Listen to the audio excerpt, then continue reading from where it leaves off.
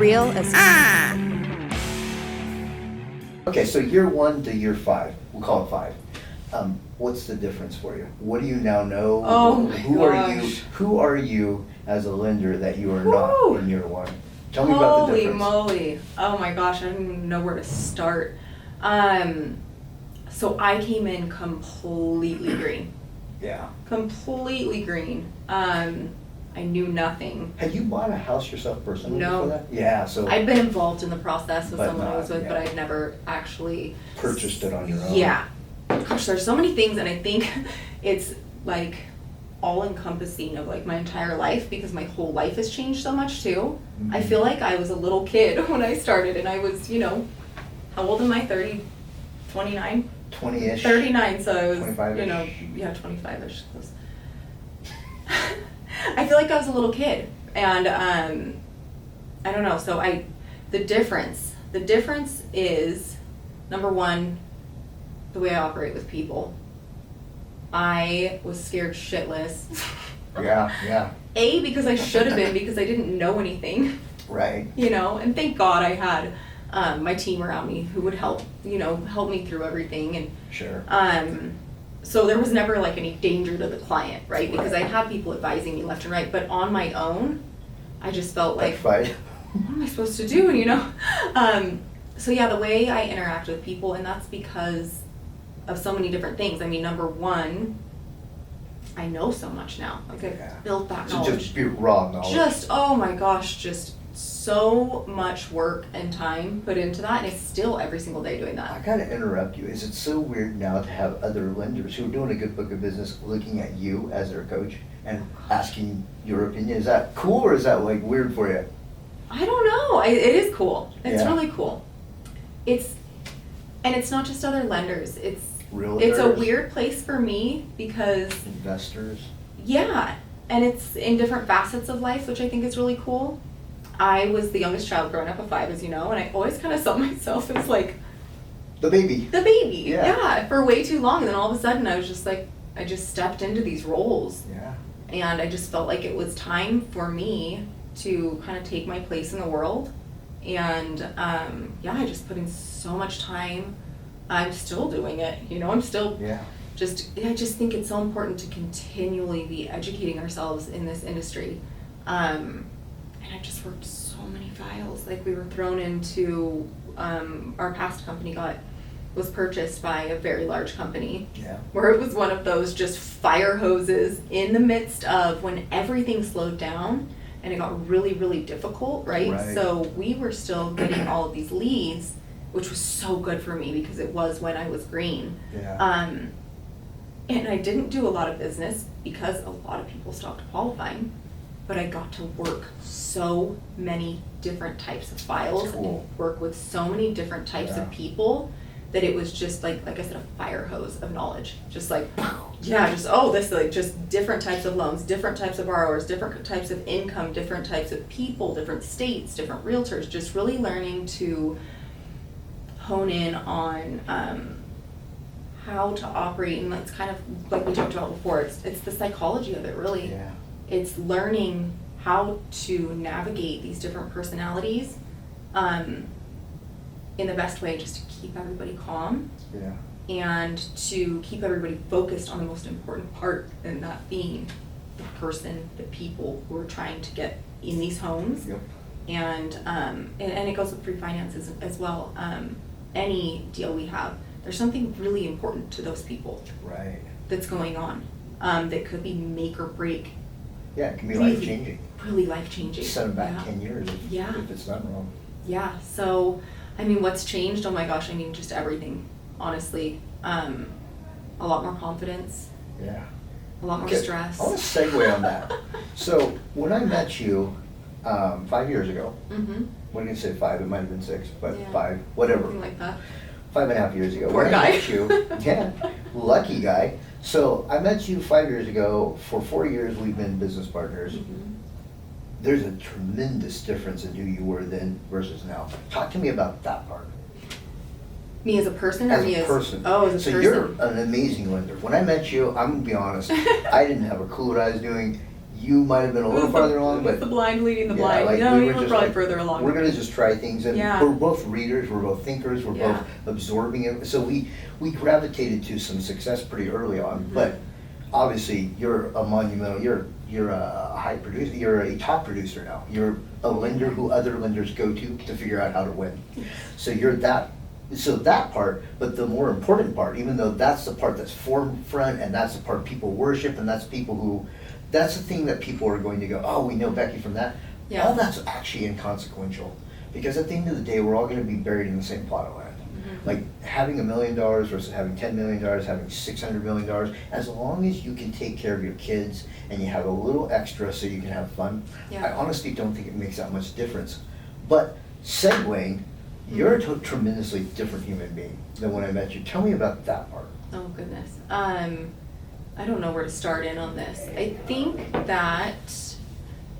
I saw some cracks. I saw some holes that I realized were there. And you get to a place where, at least for me, I finally got to that place where I didn't want to be afraid of them anymore. So And- cracks and holes in yourself. Yeah. Okay. Gotcha. So self-awareness. yeah, I think that I was really, really timid and scared and wasn't really sure where to start on some things. And it was made very clear to me. I mean, you had a lot to do with this as well, because I was really open with you about it. Sure. There were certain things that I just didn't know what to do. I didn't know where to start. I didn't know who to go to. And to be honest, I went to the people, if we're talking about as far as business goes, I went to some people who I felt like should have the answers for me, and I felt like nobody did. Yeah. So I felt pretty lost at first, and like I just finally decided like it was time to get past that fear. Yeah. And just fully dive in and take charge. Like I was really afraid to take charge for a long time. Like I said, I was youngest child syndrome, Yeah. you know, like Somebody else is gonna tell me where to go. Yeah. But I got to this place where it became, full disclosure, extremely important to me to not be afraid to voice how important my career was, because I think a lot of women are scared to do that. You get in this really weird mode, at least I did, and I've seen other women, where you're caught between being an attractive, and I don't just mean attractive like, oh, you're pretty. Yeah. But I know I what think you a mean. lot of girls think like to be attractive to a man, you can't have too much ambition. Yep. Right? Because And you we have get to be really intimidated nice. of that if we're insecure. Yes. Exactly. And when I say we, I don't mean me. Never. So I got to a place where I realized that I didn't care anymore. My career and my ambition and the things I wanted to do were so important to me that was going to trump. This isn't a very Anything. podcast like I gotta get it's Thank amazing. you. Yeah, it's so important. And it's for so many reasons. I mean, I wish that my biggest wish, my biggest desire with women is, one of my biggest, is surrounding finances. Is surrounding like There's so much freedom and power in the that. freedom and power in that, like ways to treat money, things I will not do with my money. I will not put my partner in 100% control of our money unless there is full transparency about what's being done with that money, and there is full access to it at all times. Yeah. And I'm not just saying that for women, I'm saying it for men as well. Yeah, I'm not like 100%, some man hating, No. you know. No, it's just equality. It's yes, it's creating that equality. It's just so important to have autonomy on each side, the ability to know what's going on. I mean, you see these stories all the time where all of a sudden you're filing for bankruptcy and you're losing your house and the partner had no idea. You know, you should always have access to your money. You should always know what's going on. And I know more women than men do not have that. And for me, that is so important. Yeah, it's like that thread that retains itself in that. And I'm not a man hater. I'm not. Yeah, me saying- either. I think on both ends this is There's important. still, when you've had centuries of a patriarch, there's gonna be hangers. Yep. There's gonna be these little hang-ons, and one of the hang-ons is we still socially condition men to think they need to be in charge of the money. Which is really bad for us, because when we have that power, power corrupts. Yeah. It puts us in a much more corruptible spot. Yes. And it puts women, obviously, as the sidebar of that, and more importantly, though, it puts women in a position where they don't have that power. Yeah. They do not have that freedom. Yeah. So that was really it. It made me, I think I just got to a place where it became so important to me to Yeah. stop being afraid to say what I wanted to do and how important it was for me to chase after some goals, to chase after these goals hard, and feel that freedom of, there's just a freedom in making your own money. Yeah. There's a freedom in having that power to make your decisions. And thank God, like, I found my husband who loves that. Yeah. He loves that about me. He's just And like, empowered you. yes. Such a good You know, piece, he's yeah. one of those where it's, I don't think that he would like it at all if I didn't work. He loves that I love to work. But there are a lot of situations where that's not the case. Right. I think it's a huge red flag if you're in a relationship where your partner doesn't want you to have a job because they expect you to be Right. the caregiver and stay at home and not have access to the finances. That's a huge red flag. Like, Because if you boil that down into just basic, fundamental human interaction, is we get into partnerships not because we want to give, though we want to do that as well if we're decent human beings. We Yeah. get into partnerships so we can have a greater life. Mhm. And if I get into a relationship, you get into a relationship with somebody, and you're not providing funds, or they're not providing funds, we're going to want that extracted somewhere else. Yeah. And that's what creates that disbalance. Mhm. So if, in my mind, I'm creating all the money for our household, then Gabby's there's demands on her. Yeah. Because Yeah. it's not like, oh, you just get to, and unfortunately, you see it, especially in the upper echelon, so you get to upper middle class to lower upper class, and it starts to be trophy wife. Yep, And exactly. that's the most diminishing thing. It's great to work out, it's great to look good. Yeah. That's wonderful for everyone to feel healthy, but if that becomes the icon, that becomes the value index, you've diminished all the other like there's no other places for that person to gain value, and that's Yeah, really they have crippling. no power, and it's a contract without a payout for that person, unfortunately. When you really think about it, I mean, women have such a higher percentage of entering poverty Yep. after divorce, Yep. and all sorts of other statistics. It's just so important, I think, for women to understand the importance and power that money has. And I don't mean that, and in a way where like, oh, I want to be powerful. It's freedom. It's freedom. Because at the It's- end of the day, I know this is gonna be a little bit on the probably inappropriate side, but at the end of the day, I remember in high school and college, we'd always be like, we guys would get along, well, how much money would it take you for do this act of sex?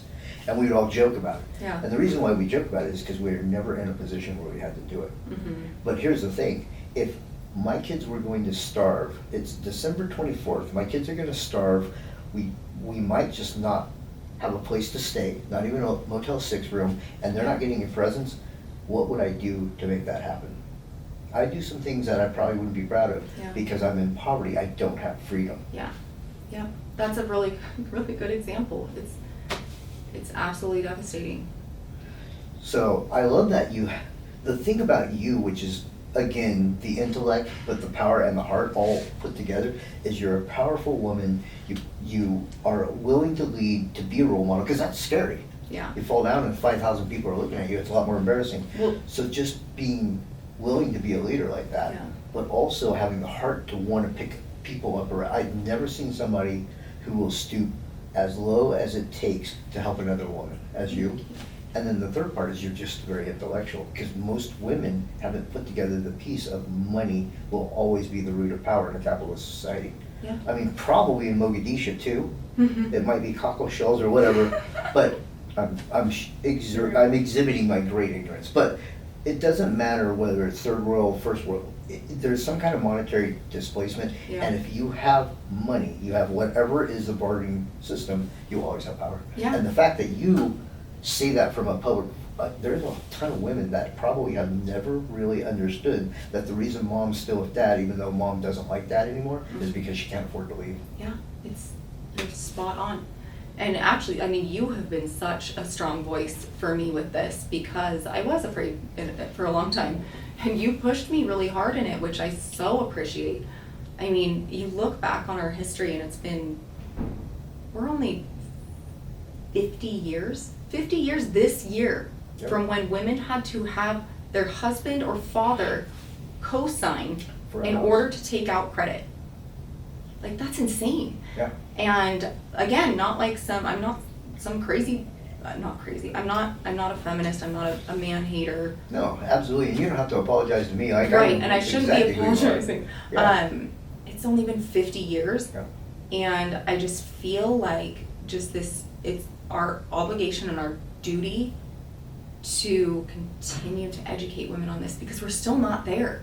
Right. We're still not in that place where women are like comfortable taking that sort of power over their lives, and a lot of them are, don't get me wrong, but I just want to keep that momentum going. Yeah, 100%. Personally and on the grand scale, Yeah. micro and macro. Yeah. 100%. Cool. All right. I think we got a good roll of stuff. I just went. All right, segueing. All right, we need one where oh, you're going to talk more now. Okay, yeah. Are you good? One more. Okay. Why are you so dumb? Well, let me tell you. No, the one I was thinking for you is so dumb.